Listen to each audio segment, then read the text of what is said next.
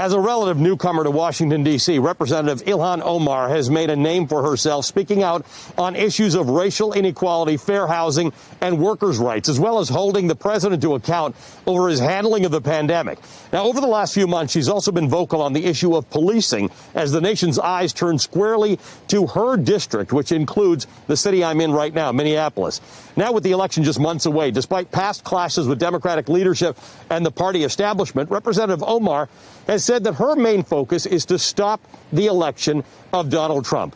Representative Ilhan Omar joins me now. She is a native of Somalia, by the way, by way of my birthplace, Kenya. Now, what you all might not know, because we've never spoken about this before, is that my grandmother was born in Somalia. So I am a son of both Kenya and Somalia, giving me much in common with the Congresswoman. Congresswoman, good to see you. Thank you for being with us. I know you and I have never had a chance to discuss that. Well, welcome to Minneapolis. I thought our commonalities was that we were both just immigrants. I didn't know it went deeper than that. We have to spend some time talking about this. It's exciting. It is deeper than that. So good to see you. Thank you for being here. I'm glad we missed each other. I know you were here yesterday, but thank you for being on the show. I again want to talk to you about something that Bernie Sanders was saying earlier about how the campaign, the Biden campaign, is doing talking to progressives. You fall into that category of progressives who want sort of policy changes on economic and social levels that sort of are more inclusive of Americans as a whole. How do you feel the Biden campaign is doing on that right now?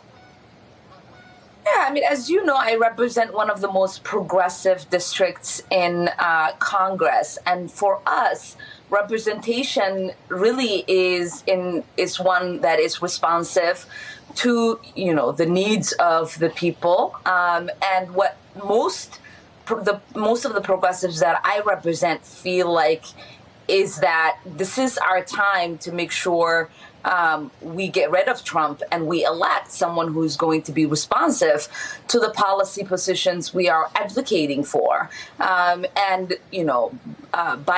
economic package is one that gets us a step closer to addressing the economic and social neglects that have went unaddressed for so long.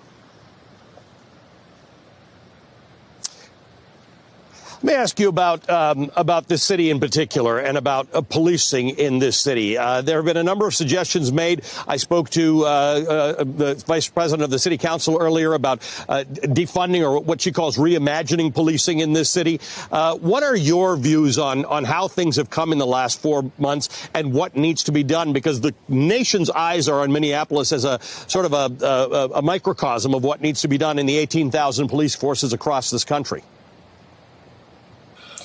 Yeah, I mean, so, the George Floyd murder in the hands of Minneapolis police has really opened our eyes to really understanding the credibility in crisis that the Minneapolis Police Department has had for so long. Half of the homicides goes unsolved by the Minneapolis Police Department. We've heard many reports of rape kits being destroyed. So majority of the people in Minneapolis don't trust the Minneapolis police. And when you have an institution that has lost the trust of the people it's supposed to serve, then you have to make a big decision on what you do with that institution. And for so many of us, it is going through a process of dismantling that institution and coming together as a community to reimagine what public safety looks like for us. That means, getting resources to address things like mental health crises that shouldn't be addressed by the police, things like stopping the criminalization of poverty. It means having, resources go into public safety mechanisms that currently are not part of the infrastructure that exists with the Minneapolis Police Department. That's a long process, and it's one that, Minneapolis is committed to. Our leaders are committed to it. Our constituents are committed to it. And I believe, we are a resilient city, and we will come through this with a plan that really provides safety for each and every single person in our city, regardless of what zip code they're living in and what color of the skin that they are in. Congresswoman, good to see you. Thank you for taking time to join us. Next time, I hope we're both in the same city. Congresswoman Ilhan Omar of Minnesota, thank you for being with us.